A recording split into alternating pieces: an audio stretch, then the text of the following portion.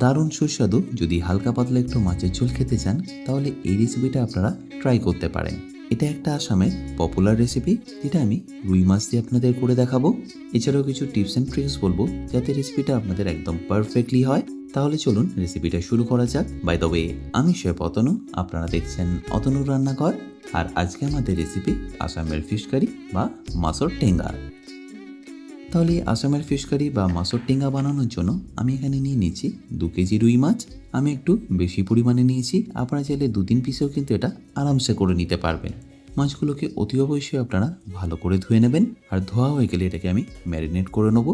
But তার আগে বলে রাখি, এই মাছটার চেষ্টা করবেন একটু ফ্রেশ নিয়ে নেওয়ার, কারণ যত বেশি ফ্রেশ মাছ হবে তার টেস্টটা ততটা ভালো আসবে। আর রুই ছাড়াও এটা আপনারা কাতলা দিয়েও করে নিতে পারেন। এবার আমি একে একে মাছগুলোকে ম্যারিনেট করে নিচ্ছি, আর তার জন্য দিয়ে দিচ্ছি প্রথমেই সামান্য একটু হলুদ, আর হলুদ দেওয়ার পরে দিয়ে দেবো সামান্য একটু নুন আর সর্ষের তেল।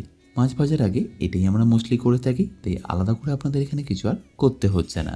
বাট যেটা ভালো করে করতে হবে সেটা হলো এই হলুদ আর নুনটাকে মাছের সাথে ভালো করে আপনাদের মাখিয়ে নিতে হবে, তাহলে মাছ ভাজার পরে মাছের কালারটা একদম ইকুয়ালি আসবে।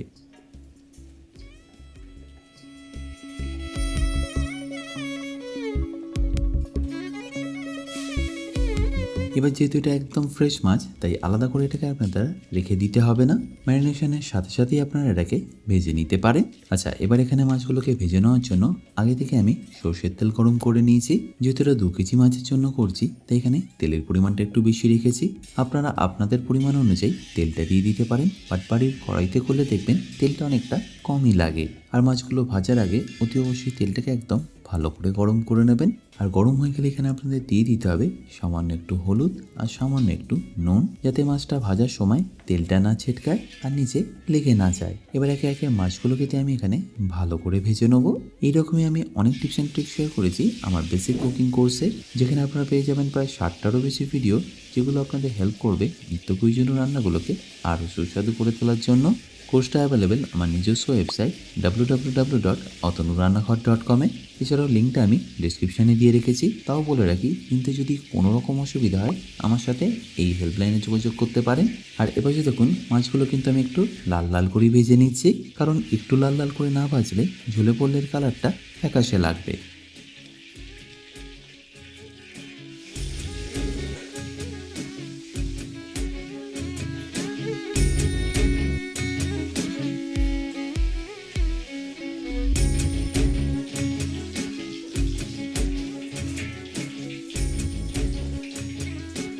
তাহলে আমাদের এখানে সবকটাই মাছ ভালো করে ভাজা হয়ে গেল। এবার আমি এখানে কেটে নেবো আলুটা। আমরা যেরকম মাছের ঝোলে আলু কাটি, আপনারা সেরকমভাবেই কেটে নেবেন। আচ্ছা, এখানে বলে রাখি, এই মাছর টেঙ্গা আসামে কিন্তু আলু ছাড়াও আরও অনেক কিছু দিয়ে বানানো হয়, যেমন ঝিঙে, চাল কুমড়ো বা কুমড়ো দিয়ে। আর তাতে আপনারা যদি আলুর পরিবর্তে এইগুলো দিয়ে করে নিতে চান তাহলে সেটাও করে নিতে পারেন।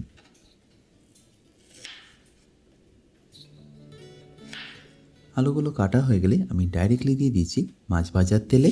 অনেকে এটা না ভেজেও পছন্দ করেন, বাট আমি এখানে বলবো হালকা একটু ভেজে নেবেন, তাহলে দেখবেন মাছের তেলে ভাজার কারণে আলুর মধ্যে খুব সুন্দর একটা ফ্লেভার আসে, যেটা পরে ঝোলে দিলে দেখবেন আরও টেস্টি হবে। আর এটাকে আপনাদের খুব বেশিক্ষণ ভাজতে হবে না, হালকা একটু এরকম কালার চলে আসলেই তুলে নিয়ে এটাকে একটা প্লেটে রেখে দিন। এই সময় মোটামুটি আলুটা 60-70% মতো কুক হয়ে গেছে।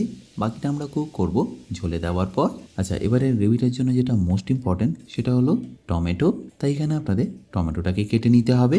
চেষ্টা করবেন যে কটা মাছ নিচ্ছেন তার ঠিক হাফ টমেটো নিয়ে নেওয়ার, মানে যদি 4 পিস মাছ নেন তাহলে আপনাদের টমেটোর সংখ্যা থাকবে 2টো। অবশ্যই সেই টমেটোগুলো যেন মিডিয়াম সাইজের হয়।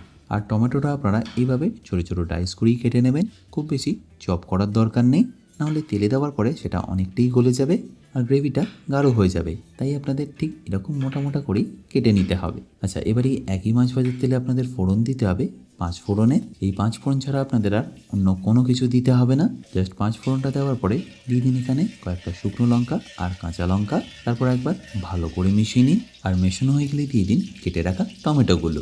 বেসিক্যালি মাছের ঝোলটা বানাতে আপনাদের লাগবে টমেটো, মাছ আর আলু। আশা করি নিশ্চয়ই বুঝতে পারছেন এটা কতটা সিম্পল বানানো।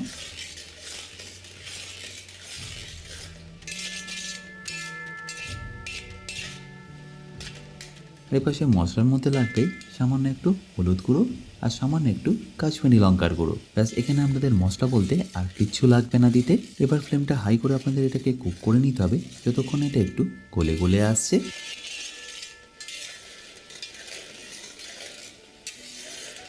আর যখনই দেখবেন এরকম একটু গলে গলে এসছে তখন এখানে দিয়ে দেবেন আলুটা, কারণ আলুটা আমাদের এখানে প্রায় 60% মতো কুক আছে, তাই টমেটোর সাথে এটাকে ভালো করে কুক করে নিন। আর অবশ্যই এখানে স্বাদ মতো নুনটাও দিয়ে দেবেন। রেসিপিটা এতটাই সহজ, যারা কোনোদিনও রান্নাও করেননি এর আগে তারাও এই রেসিপিটা ইজিলি করে নিতে পারবেন।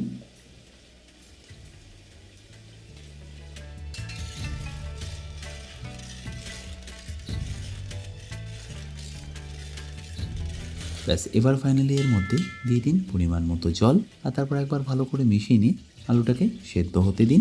আচ্ছা এখানে বলে রাখি, আপনারা যারা অতনু রান্না করে ইউটেন্সিলগুলো কিনে নিতে চাইছেন, লিঙ্ক আমি ডেসক্রিপশানে দিয়ে রেখেছি। অ্যামাজন থেকে আপনারা সেগুলোকে ইজিলি কিনে নিতে পারবেন। 4 থেকে 5 মিনিট ভালো করে ফুটিয়ে নিলেই দেখবেন আলুটা মোটামুটি 90 to 95% মতো সেদ্ধ হয়ে গেছে। ঠিক সেই সময় আপনাদের অ্যাড করে দিতে হবে ভেজে রাখা মাছগুলো।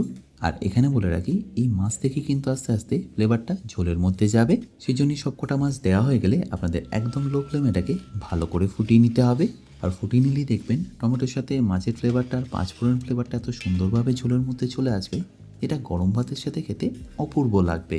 আমার কথা মতো একবার এই রেসিপিটা ট্রাই করে দেখতে পারেন, দেখবেন নিশ্চয়ই পছন্দ হবে।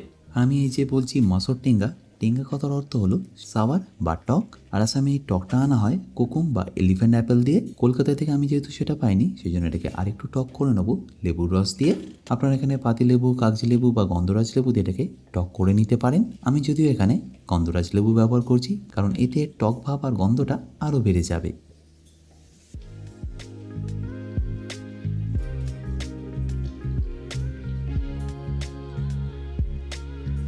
আশা করি সম্পূর্ণ রেসিপিটা আপনাদের নিশ্চয়ই ভালো লাগবে। আর ভালো লাগলে প্রতিবারের মতো আমাকে কিন্তু কমেন্টে জানাতে ভুলবেন না। বাই দ্য ওয়ে, আমি শেফ অতনু, আপনারা দেখছিলেন অতনু রান্নাঘর। দেখা হচ্ছে আপনাদের সাথে আর একটা নতুন রেসিপি নিয়ে নেক্সট এপিসোডে। ভালো থাকবেন, সুস্থ থাকবেন।